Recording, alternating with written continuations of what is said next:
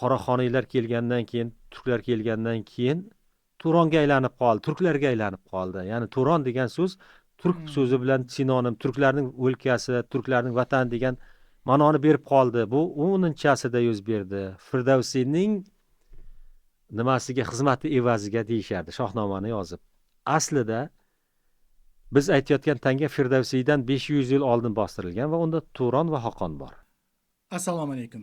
Siz Sirli dunyo podkastini tomosha qilyapsiz. Bu podkastda ilm-fan, tarix, inson va koinot haqidagi eng katta savollarni mutaxassislar bilan muhokama qilamiz. Bugungi mavzu: o'zbeklar qayerdan kelgan? Turk va o'zbek nomlari qachon paydo bo'lgan? Bugungi O'zbekiston hududida qadimda kimlar yashagan? O'zbek xalqi bitta qabiladan kelib chiqqanmi yoki turli etnik guruhlarning qo'shilishidan shakllanganmi? Olimlar buni qadimiy yozuvlar va tangalardan qanday aniqlaydi? Bugungi mehmonimiz O'zbekiston Respublikasi Fanlar akademiyasi qoshidagi Antropologiya instituti katta ilmiy xodimi, tarix fanlari doktori, professor G'aybulla Boboyorov. Assalomu alaykum G'aybulla aka, xush kelibsiz. Assalom, xush ko'rdik. Taklifimizni qabul qilganingiz uchun katta rahmat. Men suhbatni to'g'ridan to'g'ri asosiy savoldan boshlamoqchiman. G'aybulla aka, o'zbeklar qayerdan kelgan? Bu savolga 1-2 daqiqada qanday dastlabki javobni bergan bo'lardingiz? Buni bitta gap bilan 1 daqiqa ichida tushuntirish qiyin aslida, chunki murakkab. Dunyodagi barcha xalqlar chigal, murakkab jarayonlarni, etnik jarayonlarni boshdan kechirgan. Endi qayerdan kelgan degan savolni to'g'ridan to'g'ri qo'yib, unga javob izlaydigan bo'lsak, hamma joydan kelgan. Ya'ni faqat bitta joydan emas. Ya'ni o'zbek xalqining tarkibida qanday etnik komponentlar bo'lsa, qo'shimchalar, ular janubdan, ular shimoldan, ular sharqdan, ular kunbotar tomondan kelgan bo'lishi mumkin. Hammasiga biz javob topa olamiz. Masalan, Oltoy, Kunchiqar tomonlardan, Sibirdan kelgan degan fikr keng yoyilgan. Uni ham o'zining asoslari bor. Qachon kelganligini tarixiy voqeliklar orqali kuzata olamiz. Yoki Dashti Qipchoqdan keldi desak, u shimol yoki shimoli g'arb tomondan kelgan bo'ladi. Uni ham o'zining asoslari bor. Janubdan desak, janubdan qadimiyatga murojaat qiladigan bo'lsak, insoniyatning ko'pchiligi o'zi Afrika tomondan chiqib kelgan bo'lsa, endi bu 300 ming yillar oldin. 3000 yil oldin aynan janubdan ham migratsiyalar bo'lganmi desak, bor. Uni ham izlarini o'zbek xalqida ko'ramiz. Yoki umuman g'arbdan kelganmi desak, o'sha Kaspiy bo'yi, Qora dengiz tomonlaridan ham ko'chishlar bo'lganini kuzatamiz. Endi o'sha ko'chishlarning o'zbeklarning qayerdan kelganligini 4 tomondan ham isbotlasa bo'ladi. Biroq qaysidir ko'proq o'z belgilariga ega, o'zining asoslariga ega, qaysilari nisbatan kamroq. Demak, o'zbeklarning qaysi bitta xalqdan kelib chiqqan degan savolning qo'yilishining o'zi ilmiy jihatdan xato bo'lishi mumkin ekan. To'g'ri, chunki ko'pchilik shunday o'ylaydi-da, har bir xalq, har bir elat, millat faqat bir-biriga o'xshash kerak, uning madaniyati ham, uning tili to'g'ri o'xshaydi. Biroq uning ko'rinishi bir xil bo'lishi kerak degan bir nimani qo'yib olishadi. Bir omilni yoki uning deydi madaniyatida faqat o'xshashlik bo'lishi kerak, tashqi qiyofasi, kiyinishi bir xil bo'lishi kerak degan bir tushuncha keng tarqalgan. Aslida millatlar turli etnik qatlamlardan, turli xalqlarning ozgina qo'shimchalaridan olgan bo'lsa agar boshlanish yoki ildiz olgan bo'lsa, unda turlichalik bo'lishini normal, tabiiy qabul qilish kerak-da.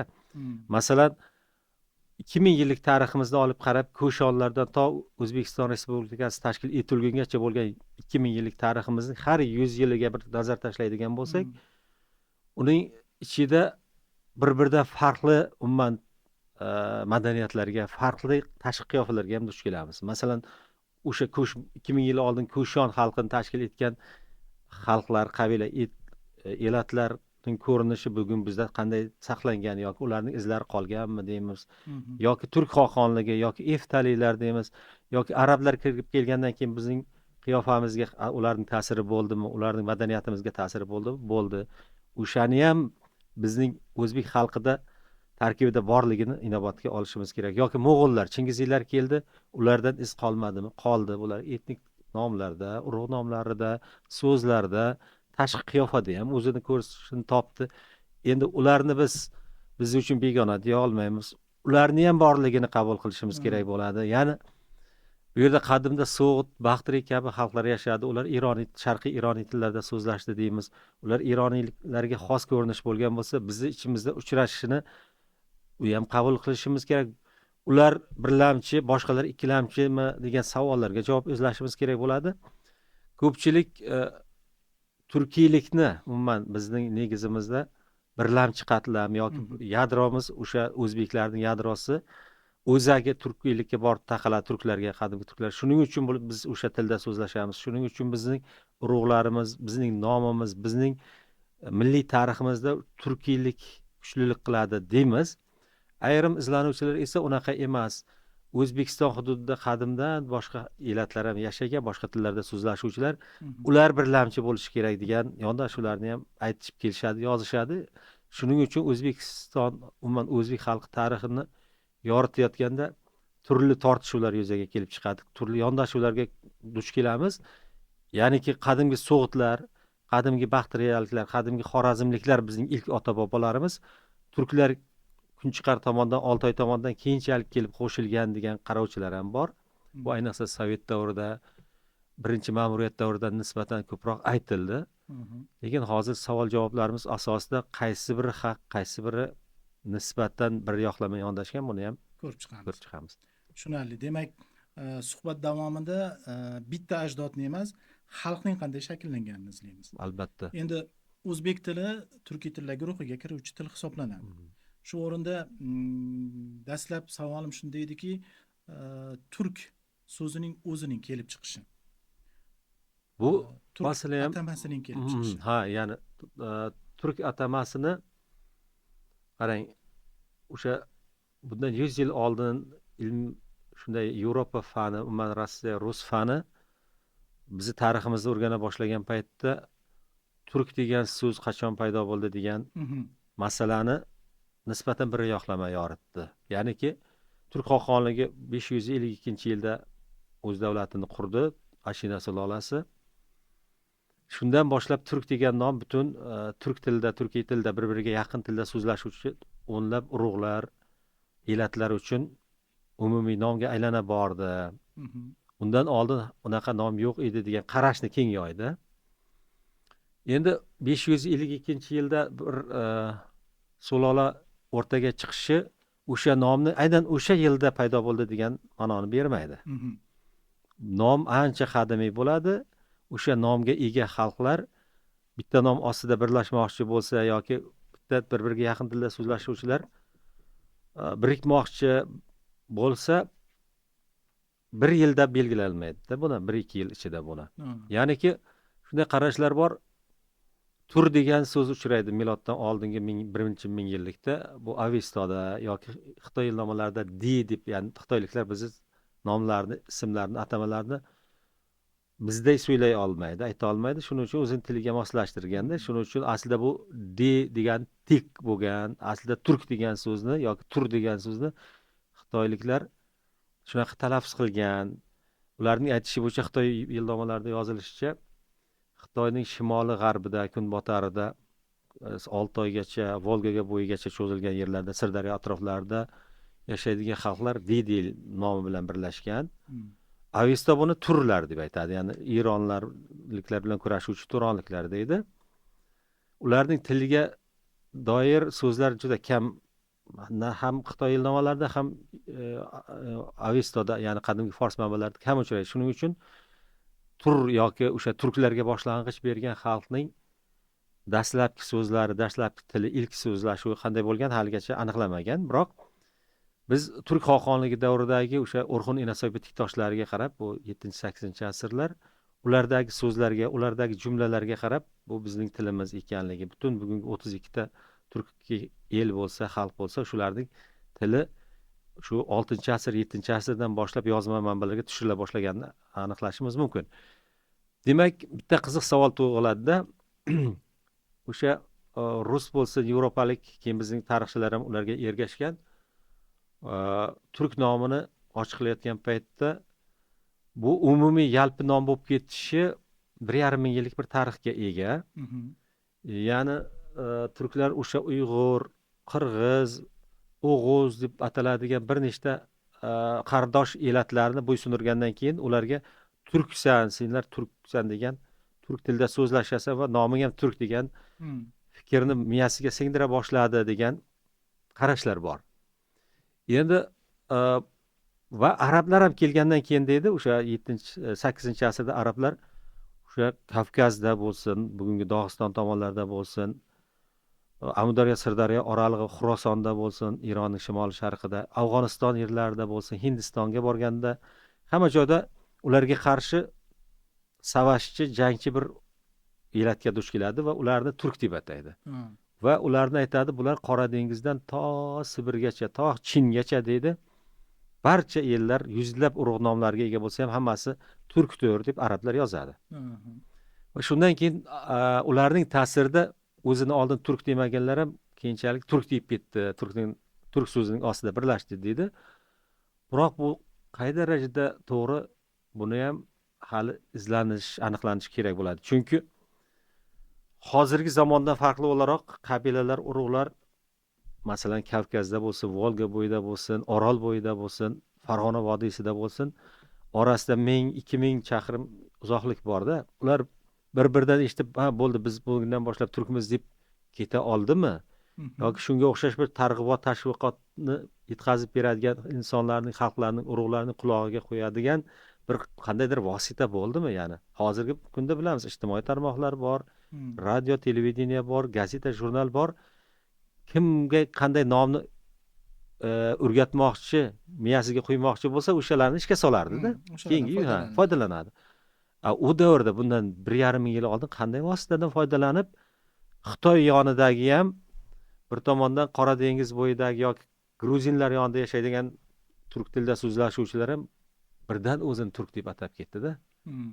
Bu juda uzoq davrlar mahsuli bo'lganki, ya'ni turk so'zi o'rtaga chiqib, bir necha ming yil yo'l bosib o'tgandan keyin bu hammaning o'sha birga qabul qilgan yoki o'zlari uchun umumiy nom deb bilgan nomga aylangan bo'lishi kerak. Endi G'aybulla aka, bu yerda turk xoqonligi 552-yillarda tashkil topdi deyapsiz. O'sha turk xoqonligidan oldin ham mana shu turkiy tilda gaplashuvchi guruhlar mavjud bo'lganmi? Albatta, endi hech bir xalq, birorta dunyodagi xalqni yaqinda yoki o'rta asrlarda yoki 1000 yil oldin uchray boshlashidan boshlab shularning tili o'sha paytda paydo bo'ldi deya olmaymiz.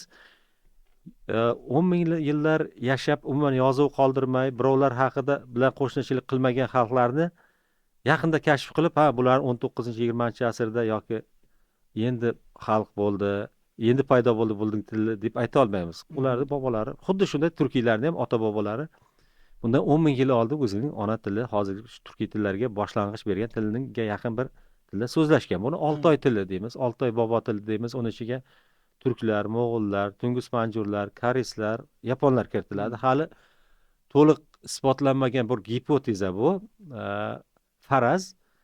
Faqat o'sha Oltoy til oilasini bundan 7000 yillar oldin tarqala boshladi. Bir qismi Kunchiqarga ketib, Koreyaga borib, Koreya yarim oroldan da bir 1000-2000 yilcha yashab, bir qismi yana Yaponiya tomonga o'tib ketdi va Yaponiyadagi indoneziyaliklar, o'sha Filippin tomonidan ko'chgan aholi bilan aralashib, Yapon xalqi paydo bo'ldi deyishadi. Yoki koreyslarni demak bundan o'sha 7000 yil oldin, ya'ni miloddan oldingi 5000 yillikdadir, 6000 yillikda hali Yapon koreys bo'lib bo'linishidan oldin Koreya yarim orolga, bundan 5000 yil oldin tunguslar o'sha oltoyliklardan ajralib chiqdi va ular bugungi tungus manjurlar Xitoyning shimoli sharqida yashaydi. Va oxirgi bundan 3-4 ming yil oldin turklar va mo'g'ullar bir-biridan ajraldi. Ya'ni Oltoy bobo til bor edi, Oltoy oilasi bor edi, o'sha 5 ta tarmoqqa bo'linib ketdi. Va shularning oxirgi tarmoqlari bu turk va mo'g'ullar deyishadi.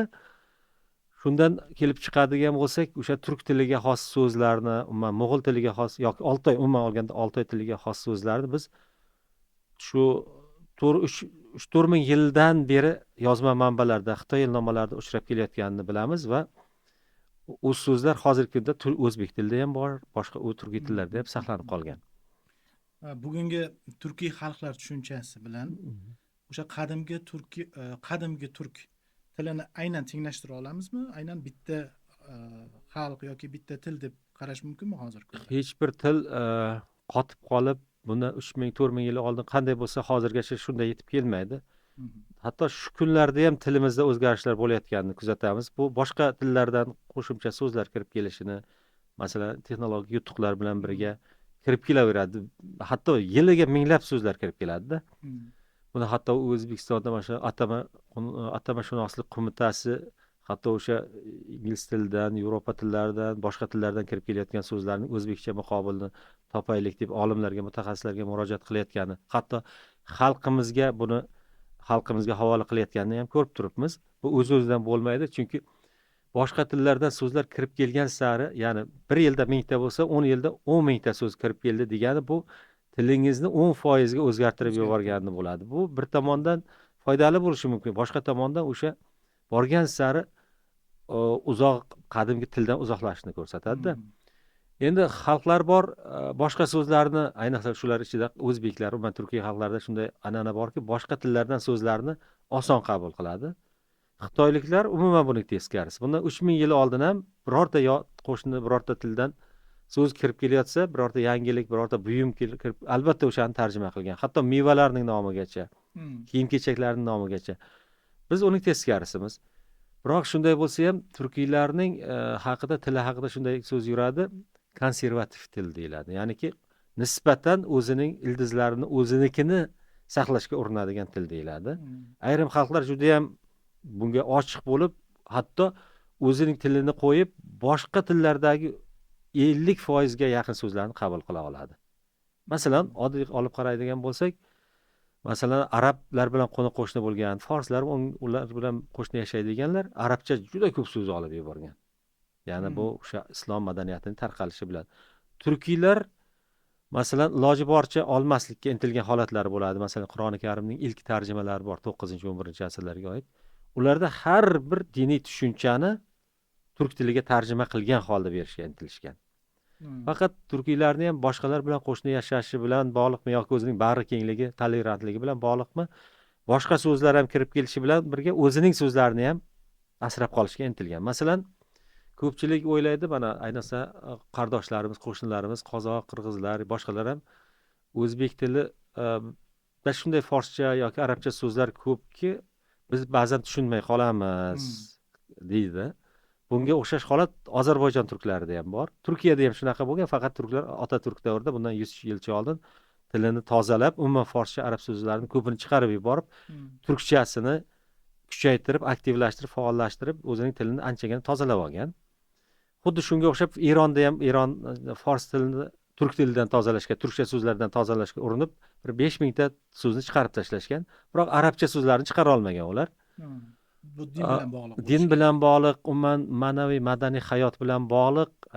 Endi ularning o'sha paytda turkcha so'zlarni chiqarishi ko'proq o'sha Eronda ko'proq turkiy xalqlarning ham yarmiga yaqin tashkil etishi, bu fors millatchiligining kuchayib, o'zini ulardan ustun ko'rishga intilishi bilan bog'liq edi. Bizda unaqa jarayon bo'lmadi, ayniqsa o'zbek tilida, o'zbeklarda. To'g'ri, jadidlarimiz ancha-muncha so'zlarni, toza turkiy so'zlarni ishlatishga intildilar. Masalan, muallimning o'rniga o'qituvchi degan so'zlarni, talibning o'rniga talaba o'rniga o'quvchi degan so'zlarni ishlatishga urinishdi. Masalan, shunaqa holatlar ham bo'ldi-yu, biroq u keyinchalik yana to'xtab qoldi. Ruscha so'zlar kirib kela boshladi. Qizig'i shundaki, masalan, Devon lug'ati turkda, qadimgi turk bitik toshlarida bundan 1,5 ming yil oldingi so'zlarni men o'rganganda ko'pchiligi o'zbekchada borligini kuzataman. To'g'ri, bizda forscha, arabcha so'zlar ko'payib ketgan bilan ularning foizi 30% dan oshmaydi. Arabcha bir 20, forscha 10-15% da. Ya'niki har qanday so'zning ibodat qilmoq, yukinmoq, sig'inmoq degan so'zlarda, hatto mayda-mayda nimalarni ham nimasini aynan o'sha sinonimini ko'ra olamiz. Forschasining yonida albatta o'zbekcha, qadimgi turkcha, arabchaning yonida baribir bir qadimgi turkcha fe'llarni ayniqsa yaxshi saqlanib qolganligini ko'ramiz. Endi qo'shnilarimiz, ayniqsa qozoq, qirg'izlar dedim, bizni tilimizdan anchagina forscha ta'sir olgan deydi. O'zlarining tilida ham muncha ko'p aslida shunday so'zlar. Bu din bilan bog'liq so'zlar, ma'naviy hayot bilan bog'liq so'zlar, ma'rifiy hayot bilan bog'liq so'zlar qozoqchada ayniqsa qirg'izchaga qaraganda ancha ko'payib ketgan. Shuni biroq baribir Yaqinda men bir nimaga guvoh bo'ldimda, qancha ko'p biz turkcha so'zlarni o'zimizning sof o'zbekcha tub turkiy so'zlarni ishlatsak, qo'shnilarimiz bilan, qarindosh turkiy xalqlar bilan tushunishimiz, bir-birimizni tushunishimiz anchagina oson bo'lar yengilroq ekan. bo'ladi. Mana O'zbekistondagi islom sivilizatsiyasi markazida biroz ishlayman. Chiqib kelayotganimda Qozog'istondan kelgan yoshlarni ko'rdim. Mahalliy o'zbek yoshlaridan so'rayapti. Bu yerda qanaqa sharoit desa, xorijdan kelganlarga qimmatroq, mahalliylarga arzon. Arzon so'zi ham endi to'g'ri boshqa tildan kirib kelgan, qozoqlarda ham bor tushunyapti. Biroq xorij degan so'zni tushunmay qolyapti. Biz chet ellik deb aytsak, ular chet ellik deydi, tushunadi. Mahalliy degan so'zni biz yerli deb yozamiz. Ko'proq mahalliy deb aytyapmiz, mahalliylarga arzon deyapti. Qozoqlar uni jergilikdi deb aytadi-da, ya'ni yerlik. Qancha ko'p bizning, ya'ni mayli xorijcha ham qolsin, mahalliy so'zlar ham ishlatilaversin, forscha, arabcha bo'lsa ham. Biroq o'zimizda bor bo'lib turgan so'zlarni ko'proq ishlataylik-da. Shuni faqatgina mutaxassislar emas, ziyolilar emas, aholimizning butun men o'zbekman degan insonlarimiz, eldoshlarimiz albatta o'sha biror so'zni, xorijiy so'zni ishlatganda yonida albatta uni turkiy ko'rinishini ham berib ketsa yaxshi bo'lardi. Domla, siz turk nomi ma'lum bir davrda paydo bo'lganini aytdingiz. Bugungi O'zbekiston hududida undan oldin qaysi aholi qatlamlari, vakillar yashashgan bu yerda? Qarang. Bu davr ham juda murakkab, chigal masalada. Qarang. Biz o'sha umuman Markaziy Osiyo Turon xalqlari, umuman Amudaryo, Sirdaryo xalqlari orasidagi yashovchi xalqlar qaysi davrlarda, qaysi ming yilliklar kesimida qaraydigan bo'lsak, turlichalikni kuzatamiz. Masalan, bundan 5000 yil oldingi davrni olib qaraydigan bo'lsak, uni yozma manbalardan, arxeolog materiallardan javob izlay boshlasak, birorta so'z topolmaymiz-da deyarli. Chunki yozma manba, u davrga tegishli manba bo'lmagandan keyin miyadan chiqarib, qanaqadir to'qib bir so'zni ayta olmaymiz. Faqat bundan 3500 yillik, 3000 yillik oldingi davr kesimiga qarasak, qadimgi ironiy so'zlarni uchrata boshlaymiz. So'g'd, Baxtriya, Xorazm degan so'zlarni uchrata boshlaymiz. Avisto degan, Zardosh degan so'zlarni uchrata boshlaymiz va bu so'zlarni ko'proq ironiy tillar orqali tushuna olamiz. Zardosh degan so'z masalan bir o'zbek, bir har qanday bir turkiy aholining tilida biror ma'no bildirmaydi. Uni fors tili, ironiy tillar orqali qaray boshlasak, zar, sariq, to'shtira, tuya, ushtura, tuya, ya'ni sariq tuya yetaklagan odam deb ma'nosi chiqib keladi-da. Avisto degan so'zni ham ruschadagi ustav so'ziga yaqin. Chunki ironiy xalqlar, hindlar, slavyanlar, ya'ni ruslar mansub bo'lgan, germanlar, romalar, bular Hind Yevropa xalqlari hisoblanadi va bundan 5-4 ming yil oldin tarqala boshlagan. Ularning bir katta tarmog'i Kunchiqar tomonga ketib, Volga bo'yini oshib o'tib, ya'ni qaydan chiqqan? Bular o'sha bugungi Sharqiy Yevropadan, Ukraina va uning atroflaridan Kunchiqar tomonga, kunbotar har tomonga keta boshlaganda, Kunchiqar tomonga Oltoy tomonlarga ketgan insonlari bo'lgan qismi bundan 4,5 ming yil oldin, 4 ming yil oldin o'sha yerda bir muddat yashadi va 3,5 ming yil oldin Qozog'iston dashtlari, bugungi Qozog'iston dashtlari orqali, Oltoy orqali nimaga tushib kelishdi? Amudaryo, Sirdaryo oralig'iga. Undan bir qismi Himolay Hindikushlarni oshib Hindiston yerlariga, bir qismi Turkmaniston orqali, bugungi Turkmaniston orqali Eronga o'tib ketdi. Bir qismi mana shu yerda qoldi. Ularning o'sha paytda ular o'sha Hind Yevropa xalqlaridan fors guruhi, Hind guruhi bo'lib ajralib chiqdi. Ular ham demak keldi. Bundan 3,5 ming, 4 ming yil oldin kelganligini kuzatyapmiz. Buni lingvistik, tilshunoslik ma'lumotlari, yozma materiallar ham ko'rsatyapti. Undan oldin, ular kelishidan oldin bu yerda kim borligi bu juda ham jo'mboq. Juda ham sirli. Ayrimlar nimaga tayanib biz bu sirni yecha olishimiz mumkin? Bir 5-6 ta so'z yetib kelgan. Ko'pchilik olimlar bu so'zlar o'sha Hind Yevropaliklar, Hind oriylar kelishidan oldingi so'zlar deb hisoblaydi. Bu Amu degan so'z. Amudaryoning nomi. ko'proq daryolar nomlari ko'p osonlikcha o'zgarmaydi. Bu boyagi Janubiy Sibirdagi Oltoydan ham Kunchiqardagi Amur daryosi bilan Uyqash deb aytishadi. Ya'ni ularning tilida ulkan daryo degani, ulkan suv irmog'i degani. Amuni ham o'sha ona daryo, ulkan suv bo'lib bu Oltoy tillariga xos degan bir gipotezalar bor. Aniqlanmagan, isbotlanmagan, biroq shunday ko'z qarashlar bor. Yoki Sir degan Sirdaryoning ham so'zini uni farslar, ironiylar yaksart deb o'zining tiliga o'girishgan. Uni nima qilsangiz toza marvarid, yaxshi arta degani. Uni turklar sirlangan, jilolangan deymiz-ku, o'sha so'zni ular o'zining tiliga tarjima qilgan deydi. Endi bu ham 100% aniqlanmagan. U Yunon manbalarida Silis degan so'z nom uchrashiga bundan 2,5 ming yil oldin uchrashiga tayanib 2200 yillar oldin o'sha sir degan so'zni ular es qo'shadi-yu so'zlarga, atamalarga. Greklar, Yunonlar aslida sil yoki sir bo'lgan, ular silis deb berdi deydi. Va chuvash tilida shunga o'xshash turkiy tilda, qadimiy turkiy tillarda sir, hatto o'zbek tilidagi sir so'zini ham jilo ma'nosidagi, ya'ni arabchadan kirib kelgan sir boshqa, sir asror. Bu o'zimizdagi sirlamoqdagi, jilo bermoqdagi so'z bilan tenglashtirishadi yoki choch so'zini endi 2000 yilcha oldin uchraydi-yu choch, buni ham Xun tilida, ya'ni turkiylarning ilk ota bobolaridan choch Xitoy ildomalari orqali yoki boshqa yozma manbalar orqali marvarid, inju yoki feruza toshi degan ma'noni bildirgan. O'sha Toshkent bilan aloqali. Uning negizida Toshkent so'zi ham o'sib chiqqan. Qimmatbaho tosh o'lkasi degan ma'noda. Hatto xitoyliklar bu yerni tosh so'zini shi deb o'zining tiliga shi deb tarjima qilib berishgan, tosh ma'nosini beradi. Bu ham qadimiy so'zlardan, ya'ni shunga o'xshab bir 10 tacha so'z bor. Endi ikkinchi tomondan, ya'ni Hind oriylar kelishidan oldin bu yerda turkiylar bo'lganligini yoki hech bo'lmasa ularning ota-bobolari, ularga qaysidir tegishli xalqlar bo'lganligini dalili deb yozma manbalarda, keyin yozilgan bo'lsa ham yozma manbalarda uchraydigan ayrim rivoyat sifat ma'lumotlarni ham keltirishadi. Masalan,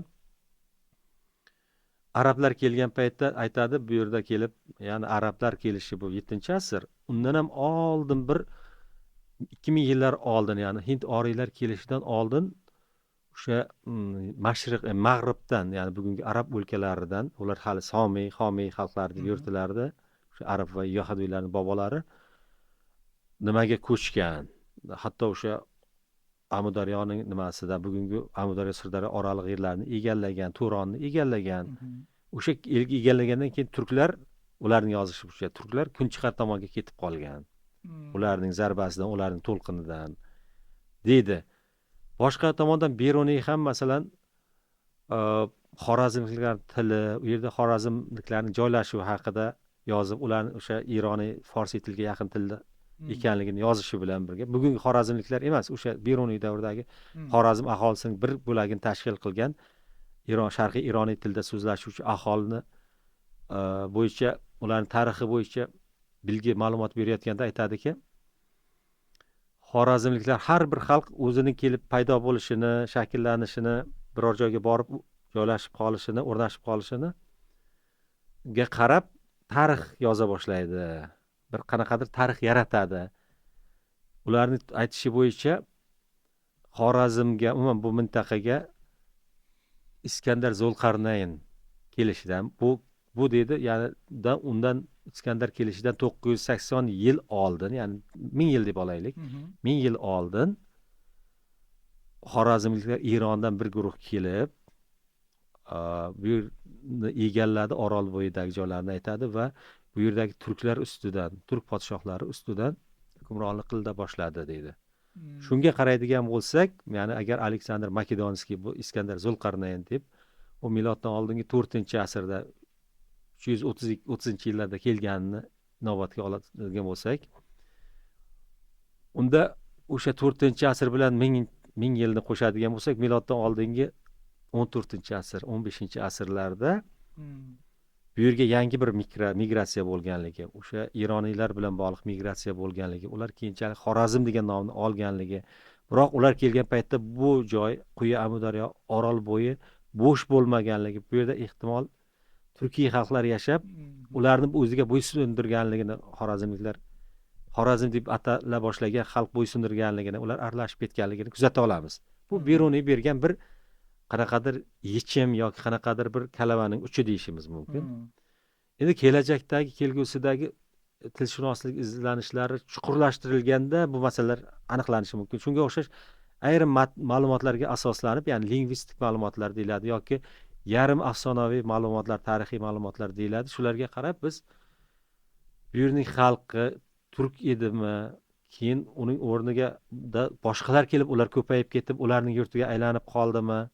Buni ham aytishimiz mumkin. Masalan, Mahmud Qoshg'ariy bundan 1000 yilcha oldin yashagan, aytadi, u turklarni yurti deb ko'proq o'sha Issiqko'l atroflari, Sirdaryo bo'ylaridan tortib to Chixtoygacha, Sibirgacha bo'lgan joylarni aytadi. Aslida deydi turklar deydi bu Rumdan, ya'ni Yevropadan to Chingacha cho'zilgan uzoq bir 10 ming chaqirim yo'lni aytib keng tarqalgan deydida, turklarning yurti qayerdan boshlanadi degan savol qo'yib, xuddi biz hozir qanday o'ylanayotgan bo'lsak bu masalani, u kishi ham savolni qo'yadi. Turklarning o'zi bir uchi deydi. Endi bir uchini u aslida Rum, o'sha Qora dengiz tomonlar bilan ko'rsatyapti. Pecheniklar, boshqa deb yana bir uchini kun botardan kun chiqarga tortib chizyapti-da, bu deydi Buxoro atrofidan boshlanyapti deydi. Ayrimlar deydi Marvdan boshlashni ma'qul ko'radi, turklarning boshlanishini, forslar bilan chegarasini deydi. Marvdan deydi.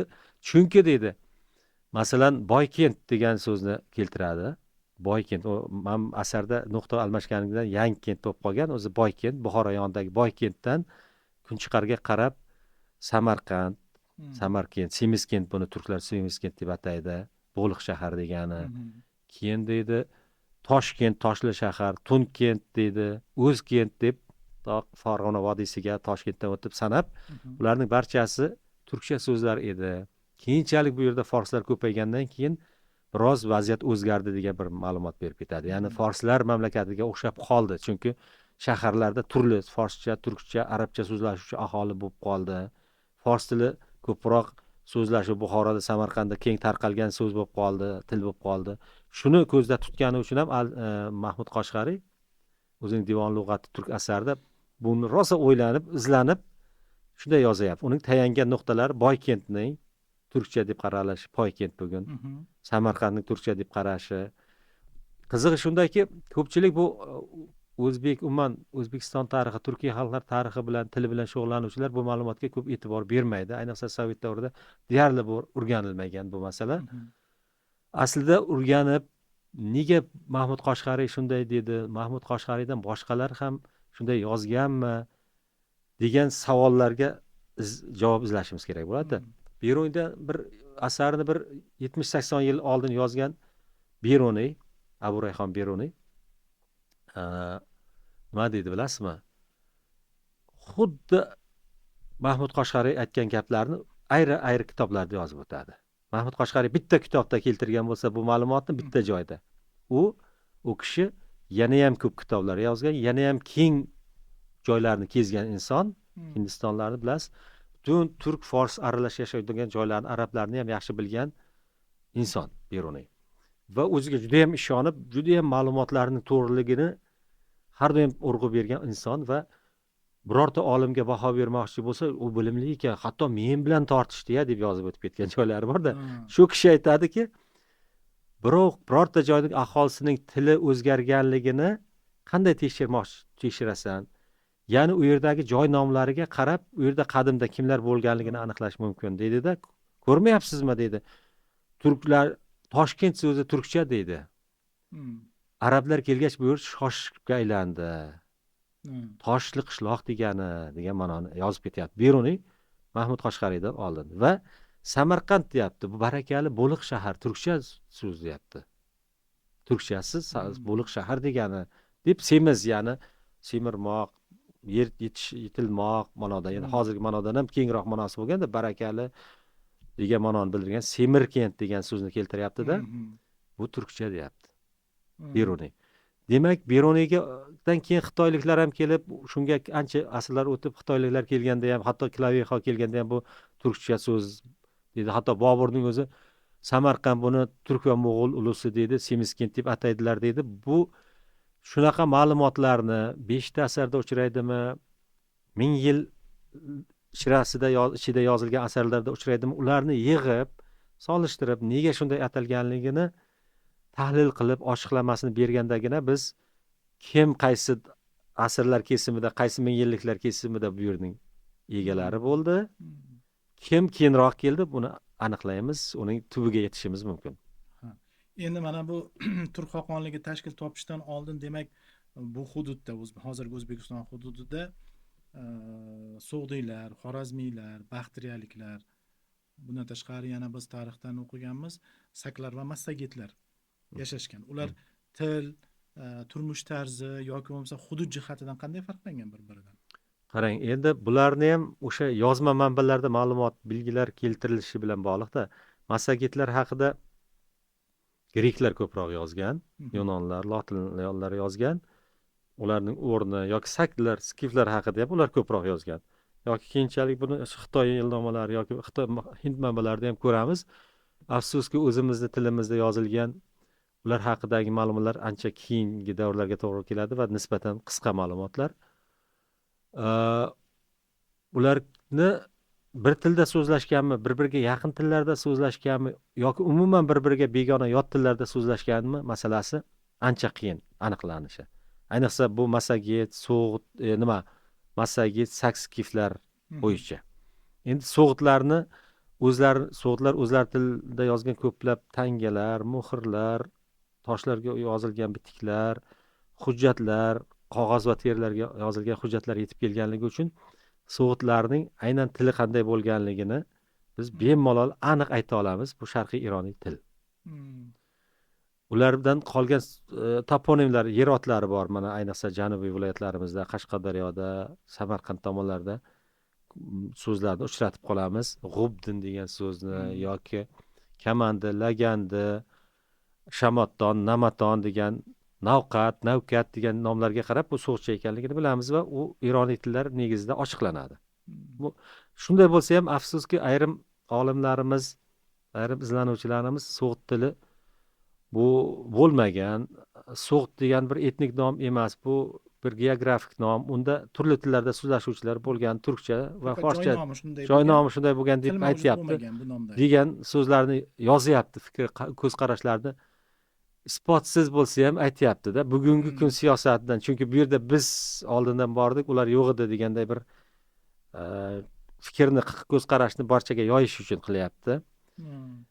Endi biroq baribir odam haqiqatni aytish kerak, mard bo'lish kerak, bo'lgan narsani bo'ldi deyish kerak. Hech qachon yolg'onchilik bilan, yolg'on ma'lumotlar bilan biz bir narsaga erisha olmaymiz.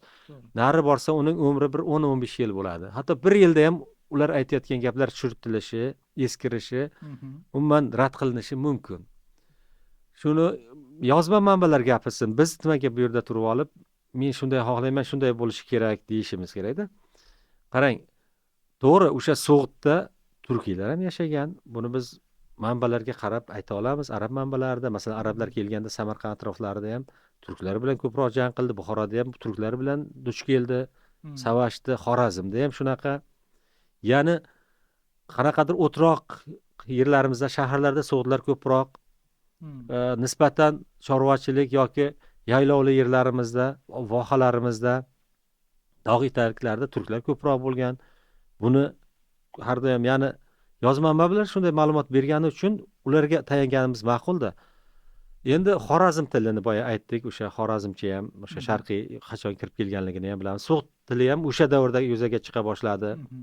Demak, miloddan oldingi 1000 yillikda, so'nggi 1000 yillikda. Baxtri tili ham shunaqa. Ulardan ham yuzlab teriga, qog'ozga yozilgan ma'lumotlar, hujjatlar yetib kelgan.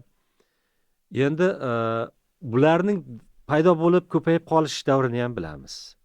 Turk xoqonligi kelgan paytda Ashina turklari bu yerga kirib kelganda, o'sha Oltoy bo'yida, tog'lar etaklarida o'z davlatini qurib, kun botari, kun chiqar tomonga yurishlar qilgan paytda o'sha Yenchi o'giz deydi, Sirdaryoni kesib o'tib, Choch, Farg'ona orqali kirib kelgan paytda bu yerda qanaqa hokimiyat bor edi?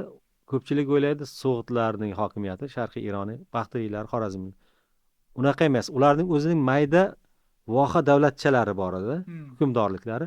Ularning ko'pchiligi Eftalilar davlati qo'l ostida edi. Eftalilar kim? Bu 5-6 asrlarda o'sha O'rta Osiyoning janubiy tomonlarida, Shimoliy Afg'oniston, Shimoliy Hindistonda, bugungi Surxondaryo hududlarida o'z tayanch hududi bo'lgan bir sulola edi. 100 yildan ortiqroq hukmronlik qildi. Ulardan qolgan unvonlar, ismlar, ma'lumotlar, yozma ma'lumotlardan kelib chiqsak, ular xunlarning bir tarmog'i bo'lib chiqyapti. Turkiylar demak. Turkiylar, ya'ni hali o'zining nomini turk deb atamagan, biroq xun deb bilgan, Abdal deb bilgan xalq edi. Bu Turk xoqonligidan bir 100 yil oldingi voqeliklar. Xo'p. Undan oldinga boradigan bo'lsak, yana 100 yil kimlar bor?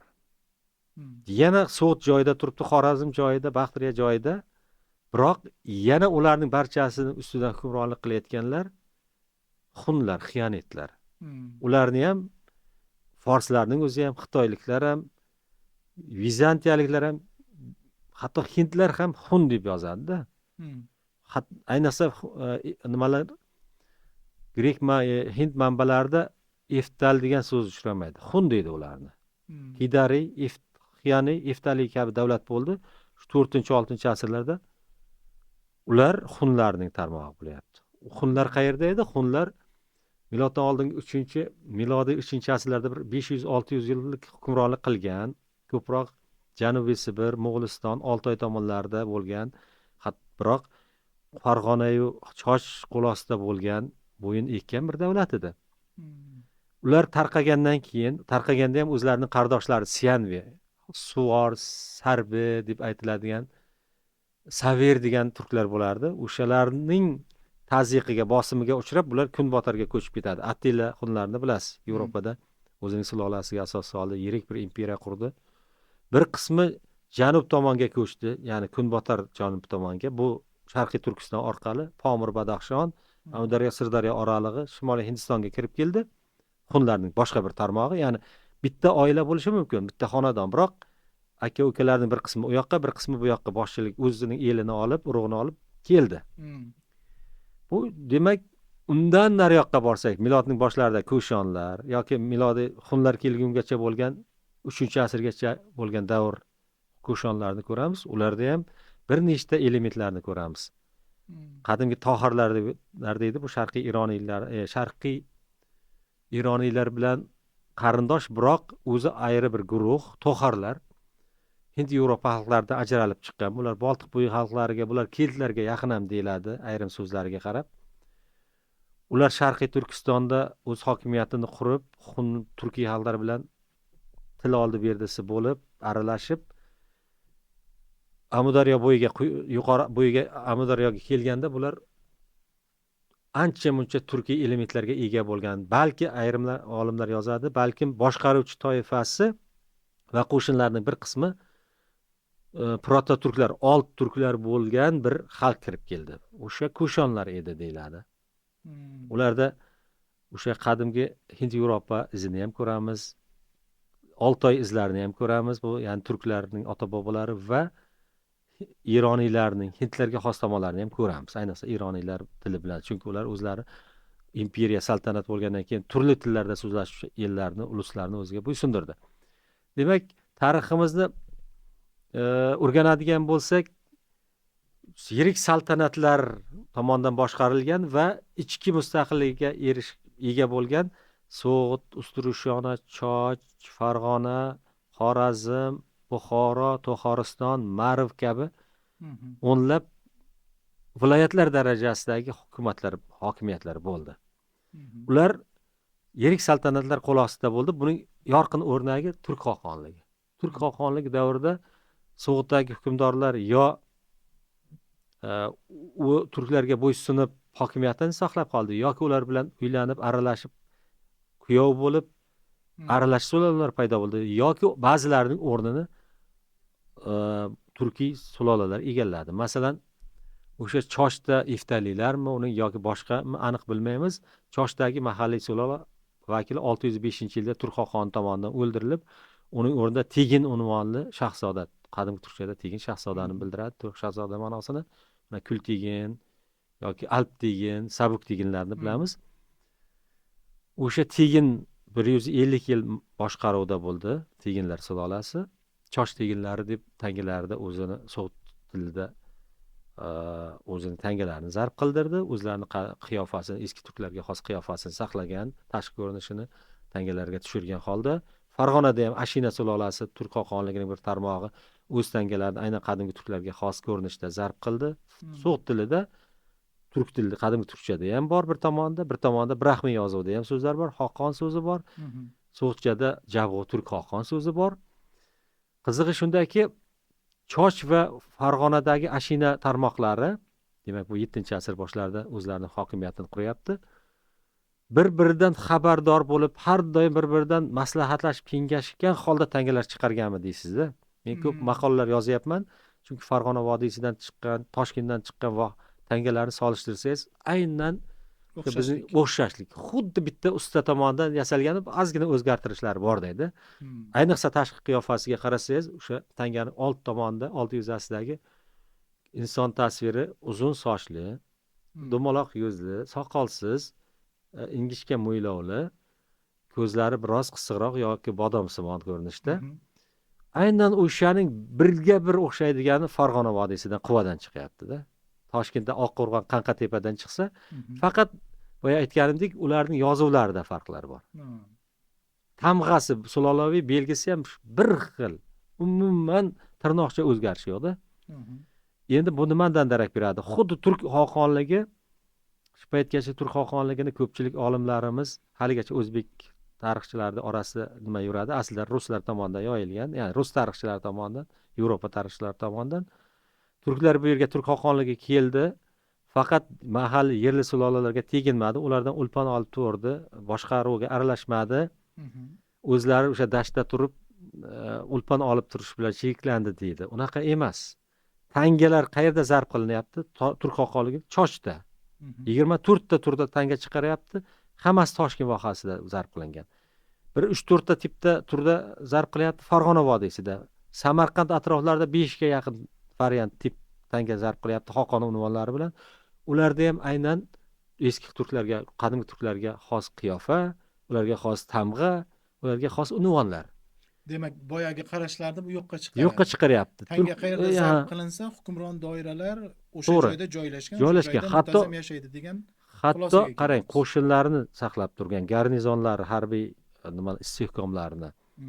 Mana tegin, hatto Chosh tudunlari degan sulola. Bular haqida ma'lumotlar Xitoy elnomalarida, arab manbalarida, so'z hujjatlarida bor. Biroq shu darajada bizni tariximizni bir sirli qilib, jumboqlik qilib, o'sha sulolalarni o'rganmasdan qanaqadir bir boshqa bir sulolalarga urg'u berib, begona yot nimalarni, so'zlarga turk Chosh teginlari, Chosh tudunlari, Farg'ona Ashina tarmog'i, Ixshidiylari turk ekanligini, To'xariston yabg'ulari, bu bugungi Janubiy O'zbekiston, Surxondaryo, Shimoliy Afg'oniston, ular 150 yil hokimiyatda bo'lyapti. 27 ta viloyat ularga bo'ysunadi, hukmronlik deyapti, hukmdorlik Xitoy elnomalarida.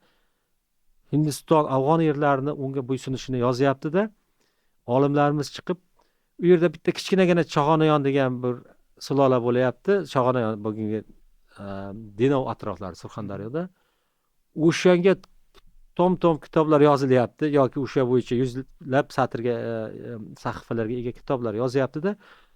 Ularning kichkina bir viloyatlik darajasida boshqargan To'xariston yabg'ulari, ular Ashina sulolasidan to'liq isbotlangan, biroq ularga bir bet ham ajratmayapti tariximizda, bir bet tasavvur qiling.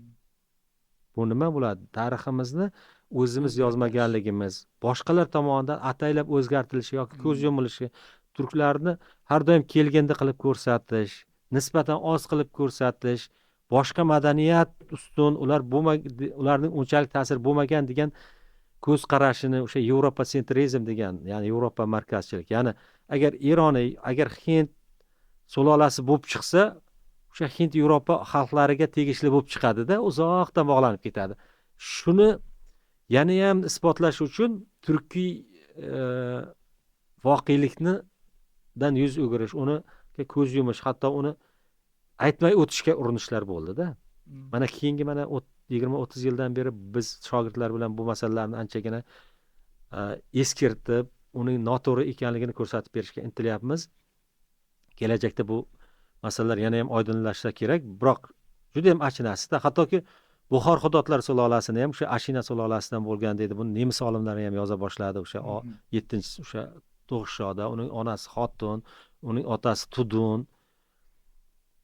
Bular manbalarda shunday turibdi-da, ularni faqat turli manbalardan terib olib o'zaro taqqoslab, solishtirib masalani yechish, haqiqatga erishish qanday-u 100 yildan, 150 yildan beri faqat bu yerda boshqalar bor edi, turklarning hokimiyati o'sha o'lpon olib turish bilan cheklangan edi deyish bizga qanchalik naf keltiradi. Naf keltirmagan taqdirda ham haqiqatdan nimaga yashirish kerak?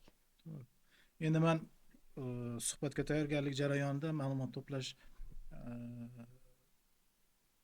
to'plashda bitta anaqaga duch keldim. Siz fikrlaringizni bu asoslash maqsadida aytyapman. Turk xoqonligi tashkil topgandan keyin bugungi turkiy xalqlarning asosi deymiz. Keyin ular bu yerga kelishgan. Ungacha bu yerda umuman boshqa millatlar, mana aytib o'tib ketdik, bakteriyaliklar yoki so'g'diylar, xorazmiylar yashagan, saklar, massagetlar, ularning turkiy xalqlar bilan hech qanaqa aloqasi yo'q degan bir xulosaga kelyaptimi?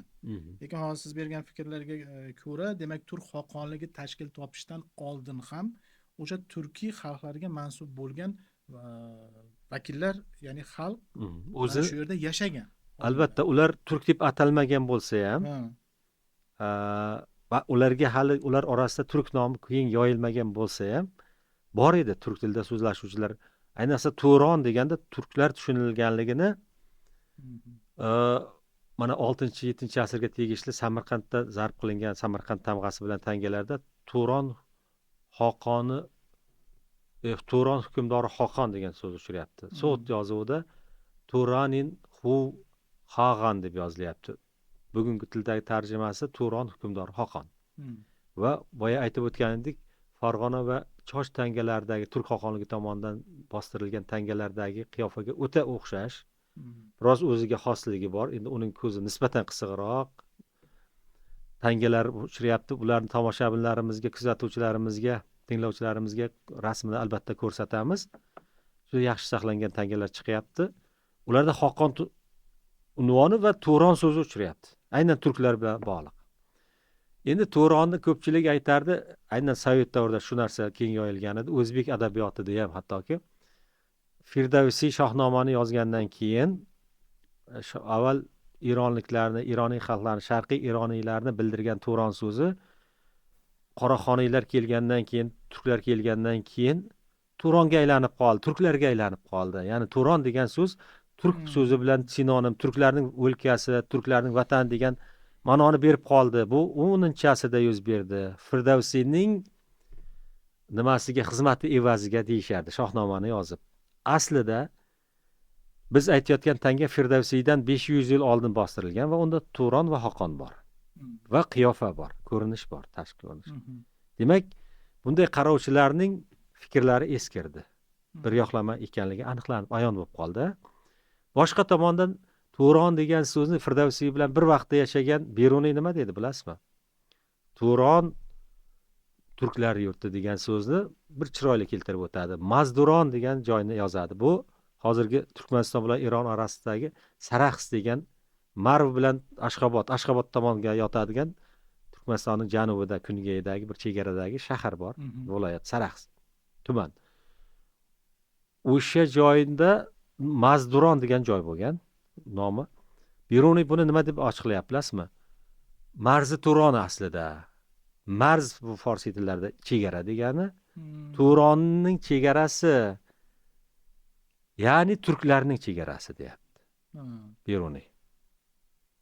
Xuddi shu ma'lumotni Beruniydan ancha 10 yillar oldin yashagan Xorazmiy, bir necha 10 yillar oldin yashagan Xorazmiy, Muso al-Xorazmiy nima deyapti, bilasizmi? Bu Mazduron Turon va turklar va forslar, ajamlar, ya'ni forslar orasidagi chegara deyapti. Va bundan nima kelib chiqyapti? O'sha Turon va Iron chegarasi aynan bugun Turkmanistonning janubidan Xurosonning o'rtasida o'tar ekan, Turon turklarga tegishli ekanligini, uning kun botaridagi Xurosonning qismlari esa Ironga tegishli, ikkasining chegarasi o'sha yerlar ekanligini bir nechta mualliflar yozib ketyapti-da. Nega biz shu ma'lumotlarni afsona yoki uydirma deb o'tib ketishimiz kerak? Beruniyday, Xorazmiyday insonlar yozyapti-da, ular bizda 1000 yil oldin yashab, O'z ko'zi o'z bilan ko'zi bilan ko'rgan. ko'ryapti, eshityapti, tekshiryapti-da. Uni bizni tangalarimiz tasdiqlamayaptimi? Hmm. Shuning uchun biz hatto o'sha Pahlaviylar deydi, Sosoniylar sulolasi davrida uni oldin nima fors buni 1,5 yil 1400-500-600 yillar oldin zarb qilingan muhrlar borda endi muhrlar ishlab chiqarilgan Turon so'zlari uchrayapti turklar bilan aloqali bo'lib. Bu ham kelajakda yana ham chuqur o'rganilishi kerak. Nima bo'lganda ham Turon deganda sharqiy eroniylar, ya'ni so'g'dlar, Xorazm, Baxteriyliklar va turkiylar bir vaqtda yoki bir necha asrlar farqi bilan qadimdan bir ma'noda tushunilgan bo'lishi kerak. Mhm. Shuning uchun ular Avistoda nega eronliklar tilidan Turon dushman, yov sifatida ko'rsatiladi? Nega Turonni keyinchalik turklar va forslar orasidagi dushmanchilik deganda Turonliklarni turk deb ko'rsatadi? Buni o'zini oddiygina shunday bir o'sha davrning mahsuli, qanaqadir bir uydirma deb qarash bu nohaqlik bo'ladi albatta. Demak, hozir men to'plagan ma'lumotlar asosida umuman o'zi internetda berilayotgan ma'lumotlarda ham ko'proq turkiy xalqlarning kelib chiqishi, ya'ni bugungi O'zbekiston hududida paydo bo'lishi, ya'ni qaysidir ma'noda kelib joylashishida o'sha turk xoqonligining tashkil topishi va ularning sekin asta Markaziy Osiyo hududiga ko'chishi bilan bog'laydida. Lekin hozir siz bilan suhbat jarayonida men shuni tushundimki, turk xoqonligi bizni hududga ko'chishdan oldin ham bu yerda turkiy xalqlarga mansub bo'lgan vakillar, insonlar, xalqlar yashagan ekan bu yerda. Endi qoraxoniylarni eslatib o'tdingiz hozir domla. Qoraxoniylarning mana shu turkiy xalqlarning shakllanishi yoki turkiy tillarning rivojlanishiga qo'shgan hissasi to'g'risida ozroq ma'lumot bersangiz. Qoraxoniylar davri boshqa turkiy sulolalariga qaraganda biz uchun juda ham muhim. Birinchidan turkiylikni, turkiy tilni, turk madaniyatini, turk davlatchiligini yanada jonlantirib yubordi. Masalan, turk xoqonligi, undan oldingi xunlar, 1000 yillar oldin yashagan sulolalar bir ko'tarib, yuksalib, biroz so'nib qolgan turkiy ta'sirni, turkiy omilni qaytadan jonlantirib berdi. Saljuqiylar deymiz, ko'proq fors madaniyatini ham qo'shib olgan holda Kuchuk Osiyoga bordi, to'g'ri Turkiyani u tomonda turkiylarning yoyilishiga olib keldi. Ularning xizmati biroq yuksak. Biroq u O'g'iz turklari uchun ko'proq yoki bizning yerimizdagi ularning o'rni nisbatan kamroq. To'g'ri, o'sha Sulton Sanjar, Malikshoh deymiz, Qoshg'argacha, Farg'onagacha bordi. Bir 50 yilcha ular tomonda bo'ldi bizning yerlar. G'aznaviylar deymiz, Hindiston, Afg'oniston yerlarida bo'ldi. Ulardan biz biladigan yoki biz faxrlansa bo'ladigan tarix qoldi, siyosiy tarix. Biroq Qoraxoniylar davridagidek ular davrida Qutadg'ubilik, Divon lug'ati turk kabi asarlar yetib kelmadi. Balkim bordir, balkim aniqlanib qolar. Biroq ular fors, hind mahalliy madaniyatlar bilan kelishishga, ular bilan til topishga harakat qildi. Saljuqiylar ham fors, turk va yunon madaniyatlarini yoki o'sha yerda arab madaniyatlarini inobatga oldi. Ularni hammasiga teng ko'z bilan qarab bir madaniyat yaratishga intildi. Mana Usmoniylar Usmonli madaniyati deb arab madaniyatiga xos negizida butun turk madaniyatini aralash madaniyatlar qilgan bo'lsa, Qoraxoniylarda nisbatan soflikni ko'ramizda. Qoraxoniy hukmdorlari ulardan farqli o'laroq Xoqon unvonida davlatni boshqardi. Bular masalan sulton desa o'zlarini. Qoraxoniylarda o'sha Bo'g'raxon, Arslonxon kabi, Bo'ri Xoqon kabi, Bo'g'ra Xoqon kabi so'zlarni ko'p ko'ramiz. 50 ga yaqin unvonlarni ko'ramiz. Aynan turk xoqonligidan xuddi ko'chirilgandek. 90% toza turkiy so'zlardan tashkil topgan. Teginlarni ko'ramiz, bitikchilarni ko'ramiz. Umuman Qoraxoniylarni bunday olganda o'sha arablar kelgandan keyin arab madaniyati, islom madaniyati keng yoyilib, boshqa madaniyatlar nisbatan uning ta'sirida, uning soyasida qolib qolayotgan bir vaziyat edi. 8-9 asrlar. Shunda forslar orasida mag'lub bo'lgan forslar orasida, islom diniga o'tgan forslar orasida ziyolilar yetishib chiqa boshladiki, shubiya harakati deyiladi bu. Ya'niki biz musulmonmiz, biz arab tili, arablar orqali biz bu dinni o'rganganmiz. Biroq bizning ona tilimiz bor, bu fors tili. Bizning ona tariximiz bor, bu Sosoniylar, Pahlaviylar, Ahamoniylar tarixi. Biz shuning uchun ona tilimizda yozishimiz, buni jonlantirishimiz kerak, adabiyotlar yozishimiz kerak degan bir fikr keng yoyildi. Firdavsiylar ham o'shaning mahsuli, bir rudakilar ham. Endi ular bilan ayni vaqtda, o'sha yillarda, o'sha 100 yilliklarda turklarda ham shunday harakat boshlandi. Nega biz forscha, nega biz arabcha yozishimiz kerak? Bizning o'zimizning tilimiz, o'zimizning adabiyotimiz, o'zimizning tariximiz bor deya boshladi. Buni Qoraxoniylar anchagina kuchaytirdi, qo'llab-quvvatladi. Bejizga mana shunday yirik turk tilida yozilgan asarlar Qutadg'ubilik yetib kelmagan. Yoki masalan Ahmad Yassaviy hikmatlari ham baribir, yoki Hibbatul Haqoiqni bilasiz, o'sha Ahmad Yugnaki. Bular o'z-o'zidan bir vaqtda paydo bo'lib qolmadi. Bular o'sha turkiy ota-bobolarimizning birovlar soyasida qolib ketayotgan madaniyatni qaytadan jonlantirishga urinishi edi. Shuning uchun bu davrni biz boshqacharoq qaraymiz, qadrdonroq, ardoqliroq deb bilamiz. Xo'p, undan tashqari o'zbek adabiy tilining shakllanishi, Qoraxoniylar, Xoqoniya turkchasi degan bizni bugungi turkiy tillar orasida Uyg'ur va o'zbek tilini nisbatan qadimgi turkchaga, yozma turkchaga bog'laydigan davr bu Qoraxoniylar. Masalan, Mahmud Qoshg'ariyni o'qib ko'rsangiz, o'g'izlarning tilidan, o'g'iz turklarini, Qipchoq turklarining tilidan ma'lumot beradi. Arg'ular, chigillar, to'qsilar tilidan so'zlar keltiradi. Suvorlar tilidan, bulg'orlar. Biroq turkiy tillarning ichida tozasi, ya'ni to'g'risi adabiy tili bu Xoqoniya turkchasi deydi. Bu til qaysi til edi? Qoshg'ardan O'zgangacha, Farg'ona vodiysi, Toshkent, mana bu Taroz atrofida, mana Tianshan, Tangritog' aslida, g'arbiy Tangritog' atrofida yashaydigan va nisbatan o'troq bo'lgan turkiylarning tili, adabiy tili aynan mana shu Qoraxoniylar davrida, ya'ni aslida undan ham oldin bo'lgan, rivojlantirilgan, kuchaytirilgan, silliqlangan, jilo berilgan bir tilga aylandi. Shuning uchun mana biz bora Qoraxoniylarga biz turkiy xalqlarning barchasi nima deydi? Voris, bizning merosimiz, tarixiy merosimiz deb bilamiz. Biroq o'zbek va uyg'urlarda buning yana ham izchilroq izlarini ko'ramiz. Nimada? Masalan, Diyon lug'ati turkda keltiriladi. O'g'izlar va boshqa turklar deydi,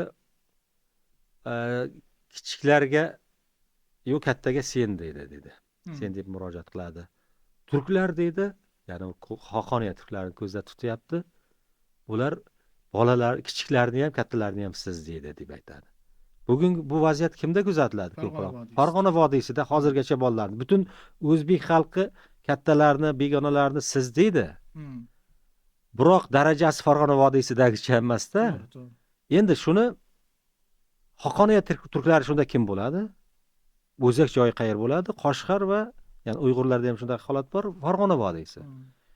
Endi O'g'izlarda ko'ryapmiz, Turkiyada ota-onasiga ham sensirab gapiradi va o'sha 1000 yil oldin aytilgan gap hali ham davom etyapti.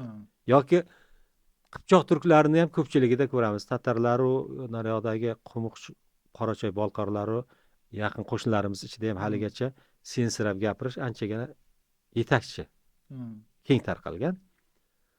To'g'ri, ayrimlar ota-onasiga sizlab murojaat qiladi-yu, bolalarni sizlaydigan turkiyalar asosan mana shu Qoshg'ariy aytib o'tgan joylarda. Demak, shu tomonlardan biz buni Qoraxoniylar davriniga to'g'ridan-to'g'ri vorislardan biri deb aytsak bo'ladi. Demak, o'zbek xalqining shakllanishida Qarluq, Qipchoq, O'g'iz qatlamlarini qanday shu O'g'iz qatlamlari deganda nimani tushunamiz aslida? Qarang, o'zi aslida bu masalani ikki xil tushunadi o'zbek xalqi eldoshlarimiz. O'zbeklar bu Uyg'urlar bilan o'ta yaqin, qarluq tilda so'zlashuvchi aholi deydi. Ya'ni qarluq guruhiga, qarluq laqchasiga Uyg'ur va o'zbek tillari kiradi deydi va shunday fikr maktab darsliklari, boshqa nimalar orqali ko'pchilikninga shunday singib qolgan. Yana shu bilan birga aytib ketiladiki, o'zbek tili 3 ta laqchaga bo'linadi. Bu qarluq laqchasi, adabiy o'zbekcha va shaharlarimizda so'zlashuvchi til. Ikkinchi vohalardagi Qashqadaryo, Surxondaryo, Jizzax, Samarqand va atroflarida so'zlashiladigan ko'pchilik bo'lgan bir jilovchi sheva, Qipchoq laqchasi deyiladi. Shu tomondan ular qozoqqa, qoraqalpoqqa, no'g'ayga, qirg'izga va tatarlarga yaqin keladi deymiz. Va o'g'iz o'zbekchasi bu Xorazmda va Buxoro viloyatining 2 ta Olot va Qorako'l tumanlarida so'zlashiladi deymiz. To'g'ri, forishliklarda ham o'sha o'g'iz elementlari bor. Janubiy Qozog'istondagi o'zbeklar, Qorabuloq, Iqon tomonlarida ham o'g'iz o'zbekchasi so'zlashiladi. Samarqandda bor, aynan. Yoki mana bu Nurotada u o'g'izcha yo'g'u nimasi bor? Turkman degan nom bor. Qarshida ham siz izlarni sezasiz. Buxoro atroflarida ham. Demak, 3 ta tarmoq turkiy, yirik turkiy til tarmog'i o'zbeklarda bor. Shu tomondan boshqa turklarga ko'p o'xshamaydi. To'g'ri, Qrim tatarlarda o'g'izcha va qipchoqchani kuzatamiz, lekin aynan 3 ta til aniq sezilib turadigan, bo'rtib ko'rinib turadigan bu o'zbek tili. Endi bularni qay biri oldinroq, qay biri keyinroq degan savollar tug'ilishi mumkin. O'g'izlar o'sha O'g'iz yabg'uligi deymiz, bu 9-10 asr. Undan oldin ham Orol bo'ylarida, Sirdaryo bo'yida o'g'izlar bo'lganligini, Xorazmga ta'siri shundan bo'lganligi, keyin Saljuqiylar davrida yana ham o'g'izlar keng tarqalib ketganligini ko'zda tutadigan bo'lsak, o'g'izlar ham ancha qadimiy. Qarluqlar desak, Qoraxoniylarda keldimi? Qarluq turkchasi yoki Turk xoqonligi davrida bormidi? Yoki undan oldingi yerli turklarning tilimidi? Uni ham izlanib ko'rish kerak bo'ladi. Nima bo'lganda ham qarluqcha ancha eski, masalan, o'sha Xoqoniya turkchasi Toshkent deb atalishi-yu, Semizkent deb atalishi, Boykent deb atalishi ko'proq o'sha Qoraxoniya turkchasiga yaqin keladi. Qipchoqcha endi bilamiz, Dashti Qipchoqdan Shayboniylar bilan keldi deymiz. Bu darajada keng yoyilib, butun vohalarimizda borligi, hatto Farg'ona vodiysida ham ancha-muncha qishloqlarda Qipchoq shevasini ko'rishimiz mumkin. Shimoliy Afg'onistonda ko'ramiz ularni, butun O'zbekistonning viloyatlarida ko'ramiz. Bu Qipchoqcha nisbatan keyinroqdek ko'rinadi, biroq juda keng tarqalganligi bilan xarakterlanadi. Undan oldin, ya'ni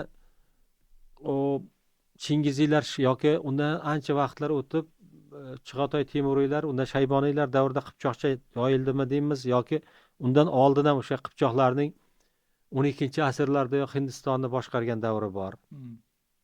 O'sha paytda bizni hududdan o'tib ketmadimi Qipchoqlar? Bir qismi qolmadimi?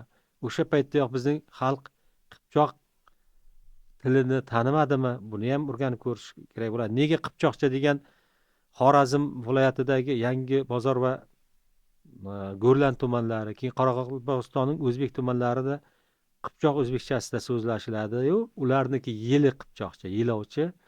Nega bizni Qashqadaryo, Samarqanddagilar va atrofdagilar jilovchi Qipchoqcha? Bu qachon yuz berdi?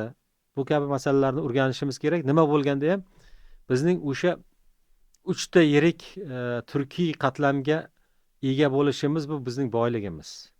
Bu hech qachon bizni ajratadi yoki bizni biroz tariximizni tarqoqlikka boshlaydi yoki birlik jamiyatimiz deb bo'lmaydi. Har doim bular qo'ni-qo'shni yashab keladi. Borgan sari bu shevalar adabiy tilga yaqinlashyapti-yu, biroq o'zini saqlab qolgani ham ma'qul. Chunki biz shu shevalar orqali, o'g'izcha orqali turkmanchaga, ozarbayjonchaga, Turkiya turkchasiga yaqin bo'lamiz. O'g'iz shevamiz ko'prik rolini bajaradi. Qipchoq shevamiz Tatariston, Boshqirdiston, Qozog'iston, Qirg'iziston bilan yaqin tushunishimizga bir ko'prik vositasini beradi. Bu faqatgina til emas, madaniyatimizni ham anchagina ta'sirini ko'rsatadi, o'zaro yaqinlashtiradi.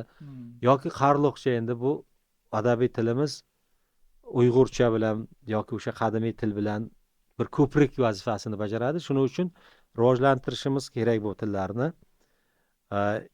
Laqchalarni, til emas, laqchalarni. Qizig'i shundaki, Qarluq lashchasini ko'pchiroq Toshkent va Farg'ona vodiysi va Toshkentda deb o'ylashadi. Qashqadaryo viloyatida ham, Samarqand viloyatida, Buxoroda ham yirik shaharlarda Qarluqchaning turli tarmoqlari tarqalgan.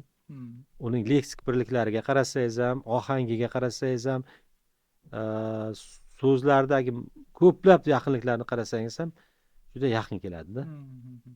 Demak, bugungi kunda 92 bovli o'zbek degan ibora juda mashhur.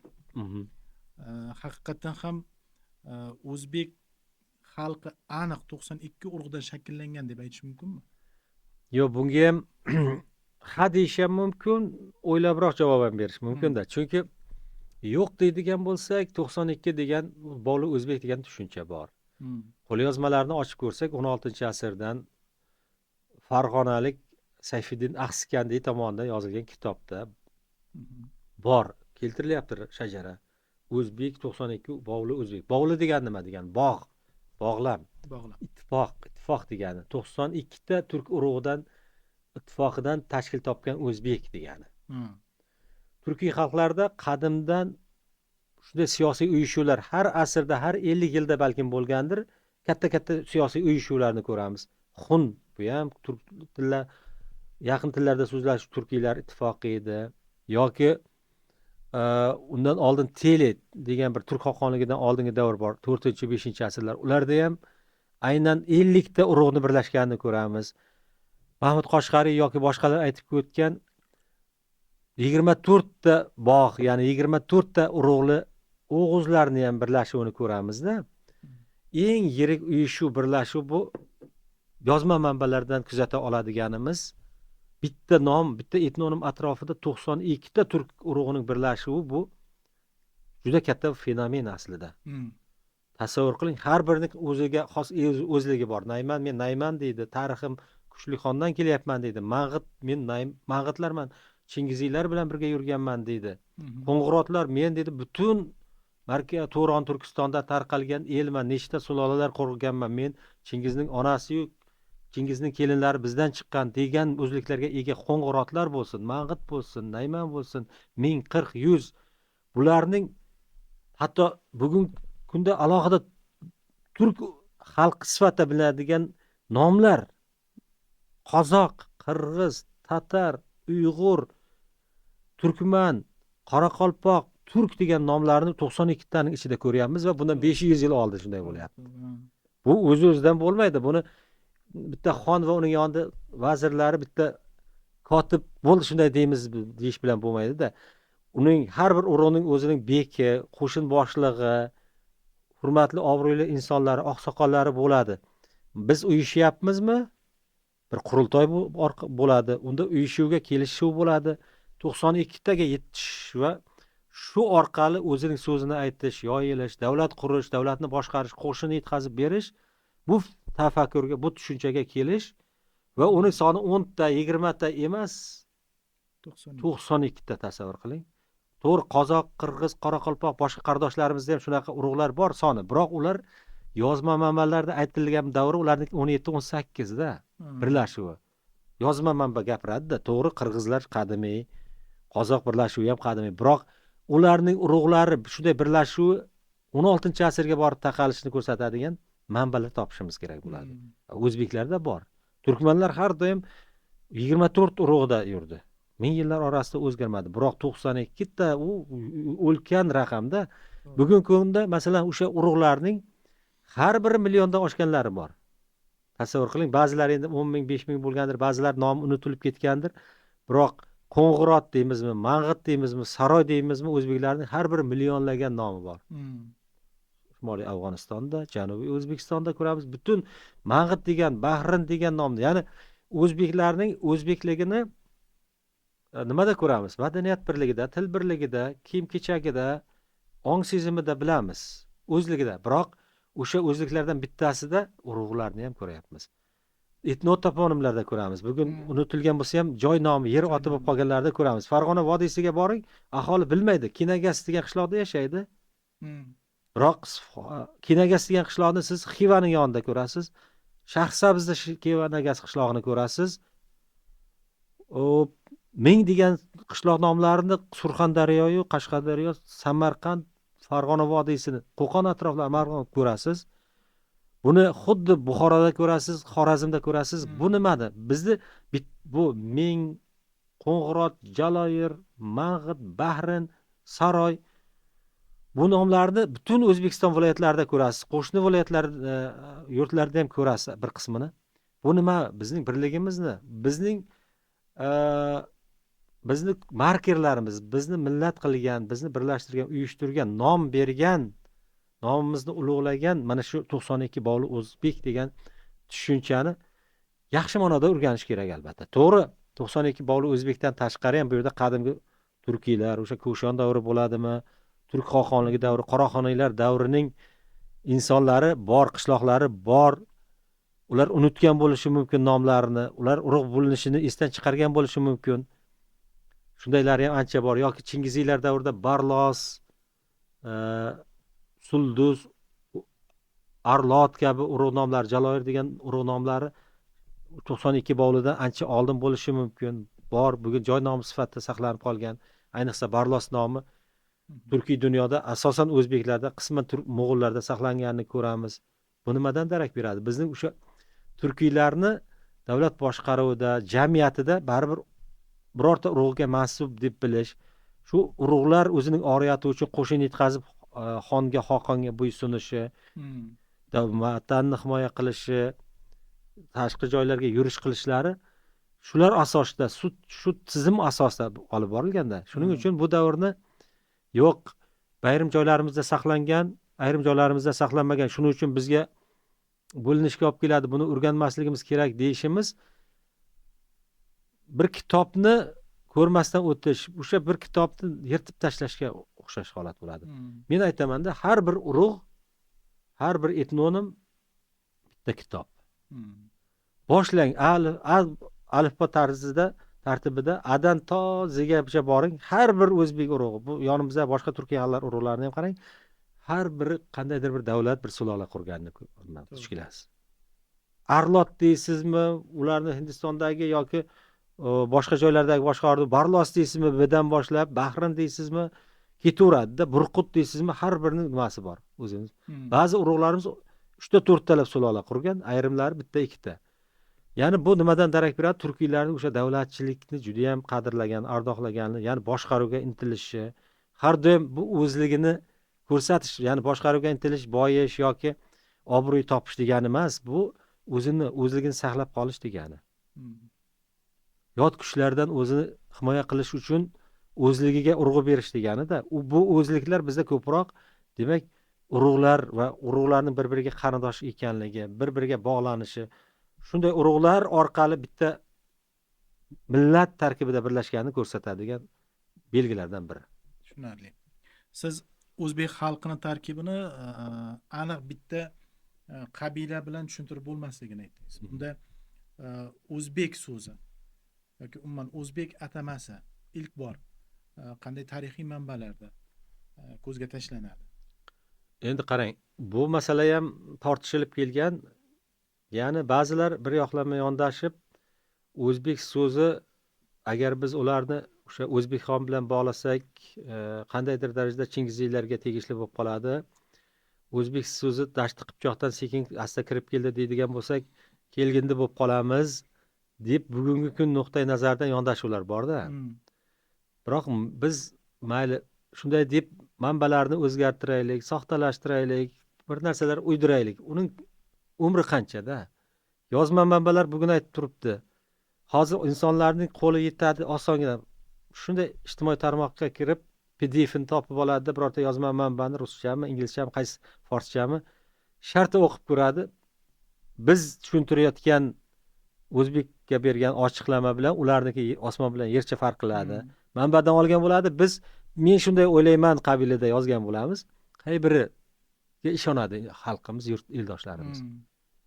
U kitoblar bundan 20-30 yil oldin kitoblar poytaxtda saqlanib, qaysidir kutubxonada, uni bir qishloq chekkasidan bir umr o'qishni orzu qilib ketadigan davr emas hozir.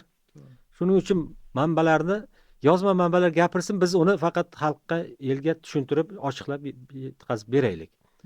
Yozma manbalar nima deydi? O'sha 14-15-asrda Dashti Qipchoq Oltin O'rdada, bu demak Qora dengiz Qrim tomondan to Oltoy tog'larigacha turkiylarning ulkan bir yerini egallagan dashtlardagi aholini viloyati O'zbekiya deyapti, O'zbek viloyati deyapti, mamlakati O'zbek deyapti va u yerdagi hozir bugungi tatar, no'g'oy, boshqirdlar, qozoq qardoshlarimiz ko'chib yurgan bundan 500-600 yil oldingi joylar umumiy nom bilan bir qismi kunbotarı tatar deb yuritila boshladi, bir qismi o'zbek deb yuritila boshladi. Ayniqsa Volga bo'yining kunchiqari, Orol bo'yi, Oroldan shimol, bugun Qozog'iston dashtlari to Balxash ko'ligacha bo'lgan joylar mamlakati O'zbekiya deb fors tili manbalarida ham, arablarda ham uchrayadi.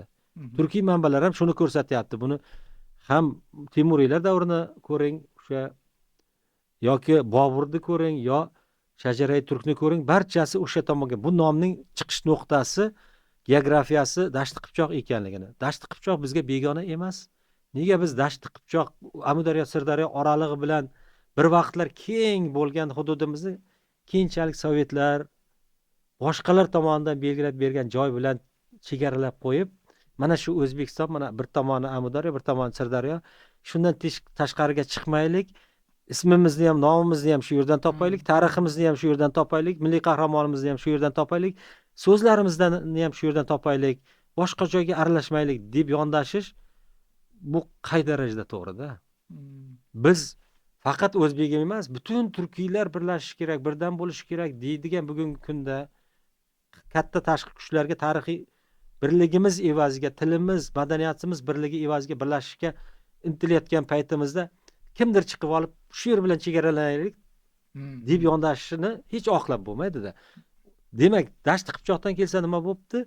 U Dashti Qipchoq ham bizniki ekanligini bir vaqtlar ko'rsatmaydimi?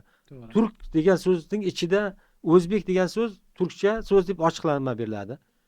O'zbekxon, G'iyosiddin O'zbekxon 1312-1342 30 yil Oltin O'rdada dunyoga mashhur davlatni boshqardi. U yerlarni islomga kirgizdi. Demak, din diyonatni yoydi. Xalqlar tomonidan shu ishi uchun, yirik ulkan saltanatni yana ham kengaytirgani uchun, insonlar ma'naviyatini yuksaltirgani uchun aholi u odamga ishonch bildirib, u odamni ulug'lab, o'zlarini O'zbekning ulusi deb yurita boshladi. Kim sizlar? O'zbekning askarlari. Kim sizlar? O'zbekxonning ulusimiz deb, elimiz deb boshladi. Bu tushuncha kengayib O'zbekxonning avlodlari davrida bilasiz, keyin Temuriylar davriga kelib ayri bir harbiy toifa, ya'ni toifa bo'lganda ham aholi guruhiga O'zbek degan nom ishlatila boshladi. Uning ichida to'g'ri o'sha yozma manbalarga qarasak, o'sha Qo'qistoniy, Usmon Qo'qistoniy bo'ladi, boshqalarda ko'rsatiladiki, o'zbeklar deb to'g'ridan-to'g'ri yozyapti. 3 ta nimaga bo'linadi? Tarmoqqa. Bittasi bu Shayboniy o'zbeklari, bular boshqaruvchi toifa deydi. Ikkinchi bu qozoq o'zbeklar, o'zbek qozoqlar. Bular juda jangovar, bular dong'i yoyilyapti deydi, chunki ular dashtda keng yoyilyapti. O'zbek qozoqlar deb yuritilyapti. Uchinchisi mang'itlar yoki no'g'oylar deyapti. No'g'oylar ham bugun turkiy xalq.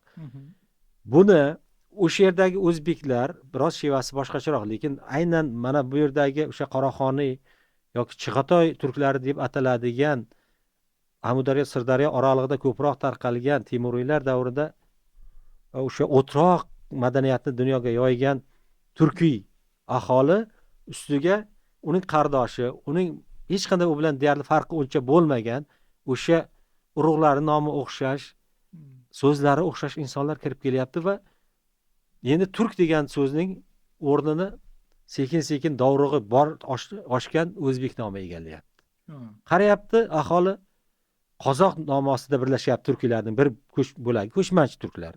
Tog'dagi turklar qirg'iz nomini turk degan nomdan ko'ra o'ziga milliy qilib olyapti.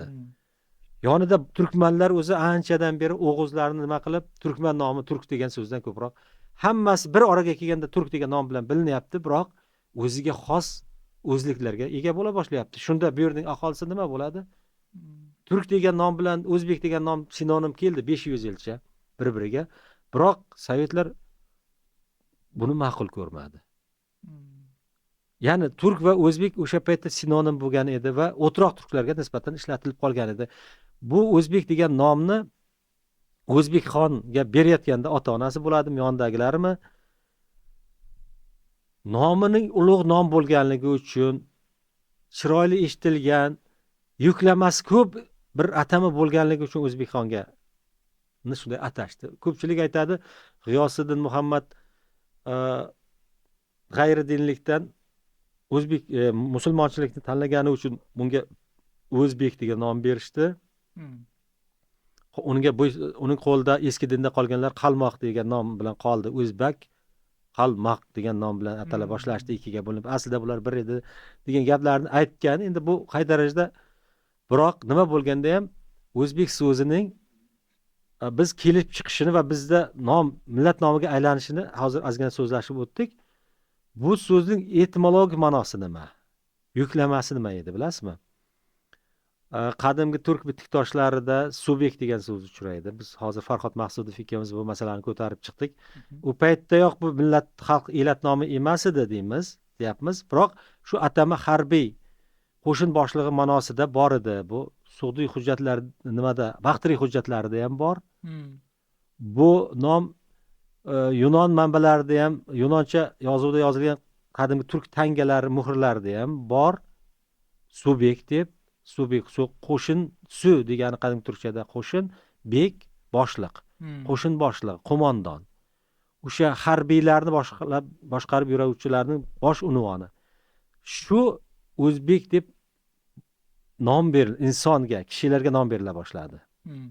Bu 9-10 asrlardayoq o'sha yaqin sharqdagi turkiylar bilan bog'liq, Ozarbayjonda, mana bu Kichik Osiyodagi Musul shahri hokimi o'zbeklar bilan bog'liq birinchi uchray boshladi nom sifatida, inson nomi, kishi nomi sifatida. Keyinchalik O'zbekxonga berilgandan keyin, O'zbekxonga berilayotganda ham o'sha nomlarning, atamaning yuki, dovrug'i obro'yidan kelib chiqib berilib, shundan keyin bu etnonimga aylanish jarayonini boshdan kechirdi va millat nomiga aylandi. Demak, shonli bir boshlang'ichi bor, davomi bor, harbiy toifa va elat nomi, keyin millat nomi va davlat nomiga ham anaqa bo'ldi. Demak, o'zbek atamasining dastlabki ma'nosi bilan bugungi millat ma'nosidagi ma'nolar bir xil emas. Yo'q, bir qaraganda bir xilga ham yaqin keladi. Chunki o'rta asr yozma manbalarida o'zbeklar deganda ko'proq o'sha harbiy toifani yozyapti. Nomining ma'nosini bilgandir yoki bilmagandir.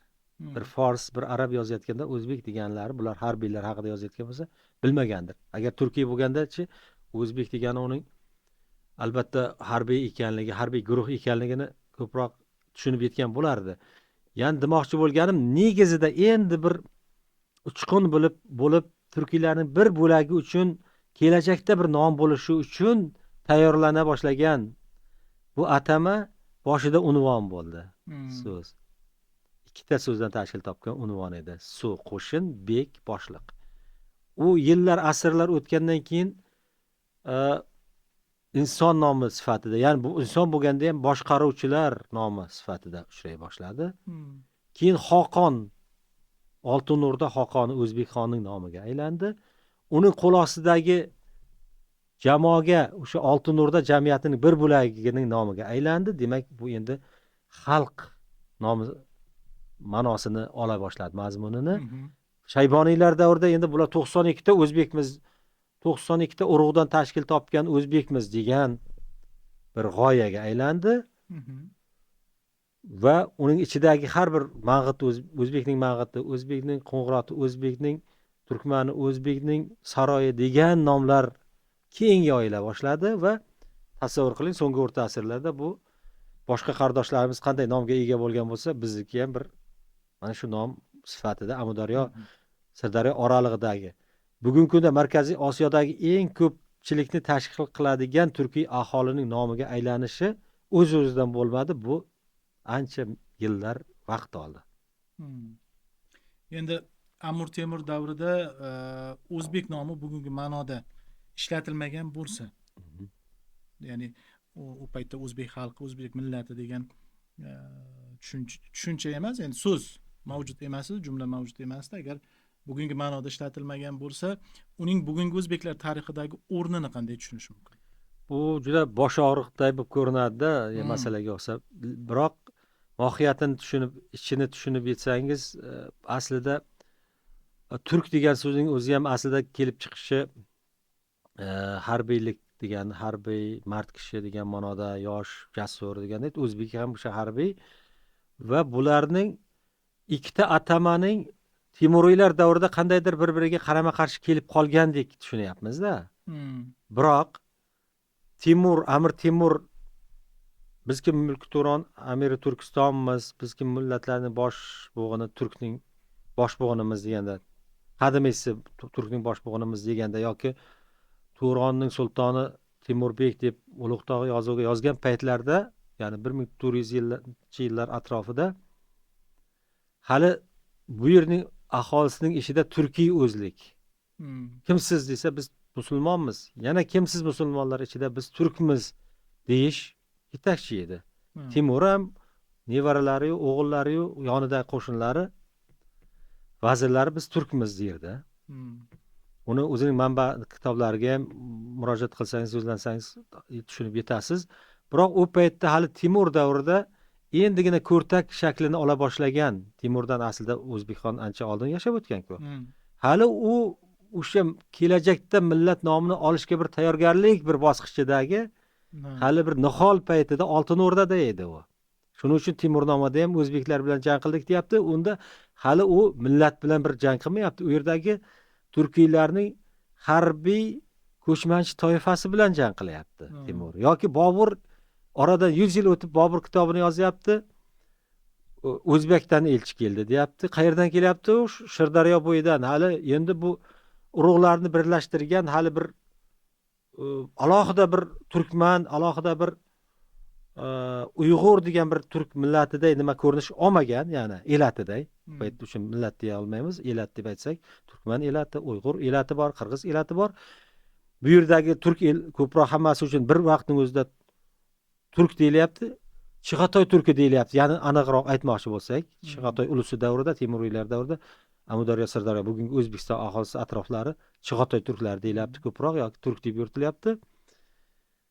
Ulardan biroz farqli, biroq o'sha tilda so'zlashuvchi, o'sha tilda nomlangan o'zbek so'zi endi oldingi nihollikdan nima qilmay meva bera boshlash davrida ko'ryapmiz. Endi keyin yoyila boshlayapti. Bo'lganda ham naryoqda Volga bo'yida emas, Volga bo'yi bilan Sirdaryo oralig'ida Movaroun nahriga kirishga, yoyilishga tayyor turibdi. Va Bobur ketgandan keyin, Boburni Shayboniy siqib chiqargandan keyin Boburning o'zi yozadi. Biz yurtni tashlab chiqqandan keyin shu ma'noda yozyaptiki, Turkdan va Chig'atoydan va boshqa aholi o'zbeklarga qo'shilib ketdi deyapti. Ayrimlari ixtiyori bilan, ayrimlari kuch bilan deyapti, qo'shilib bitta o'zbeklar bo'lib ketdi deyapti-da. Ya'ni u yoqdagi kirib kelgan bir obyekt deb olaylik, o'sha obyekt bilan Bobur davrida turk deb atalgan obyekt birlashib ketyapti. Birlashishga nima sabab bo'lyapti? Umumiy tarixi bor, umumiy kelib chiqishi haqida biladi, turkiy ekanligini biladi. Urf-odatlarda o'xshashlik bor. Shuning uchun o'zbek degan nomni ko'proq yoya boshlagan bilan Shayboniyxon nima deyapti, bilasizmi? Kimsa bizni o'zbek demasin, bori Turkiston elidir, g'am yemasin deyapti. Biz Turkiston elimiz bari biz. Turklikka urg'u berilyapti, biroq yillar o'ta borib boshqa o'zliklar o'silib chiqa boshlagandan keyin, boshqa nomlar bir o'zliklarga aylangandan keyin o'zbek degan nom, o'zbek xonliklari, o'zbek qo'shinlari, o'zbek urug'lari nimasida, ya'ni bir-biriga shunday tortiluvchi kuchlar bor edi va shularning birlashmasi bo'ldi. Endi buni hech qachon biz nima deydi? Ya'ni Temur yoki Bobur o'zbekka qarshi kurashdim degani, men shu o'zbek mana shu yurtdagi odamlarga qarshi kurashdim degani emas. Shu odamlarga nariroqda, uzoqda qarindosh bo'lgan yoki yurti uzoqda bo'lib, o'zi asli bir bo'lgan xalqqa, toifaga qarshi kurashdim deyish. Ya'niki bunday olganda siyosiy Chingiz, ya'ni Oltin O'rdaliklarga qarshi kurashdim degan ma'noda tushunish kerak. Bugungi suhbat shuni ko'rsatdiki, o'zbek xalqi qayerdan kelgan degan savolga bitta qabila, bitta hukmdor yoki bitta sana bilan javob berish qiyin. Bu savolga javob topish uchun qadimgi aholi, turkiy guruhlar, turli millatlar, tillar va nomlarning uzoq davom etgan munosabatlarini o'rganish kerak. Eng muhimi, tarix rivoyatlardan emas, yozuvlar, arxeologik topilmalar va kaftga sig'adigan kichkinagina tangalardagi dalillardan tiklanadi. G'aybulla aka, bugungi suhbat uchun katta rahmat. Bu suhbatimiz ancha sermazmun va uzoq davom etdi. Nasib qilsa, ushbu suhbatni ikkinchi qismda davom ettiramiz. Albatta, sog' bo'ling, salomat bo'ling. Siz uchun bugungi suhbatdagi eng kutilmagan ma'lumot qaysi bo'ldi? Fikringizni izohlarda yozing. Video yoqqan bo'lsa, kanalga obuna bo'ling. Bu Sirli dunyo podkasti. Sirlar ortidagi haqiqatni birga izlaymiz.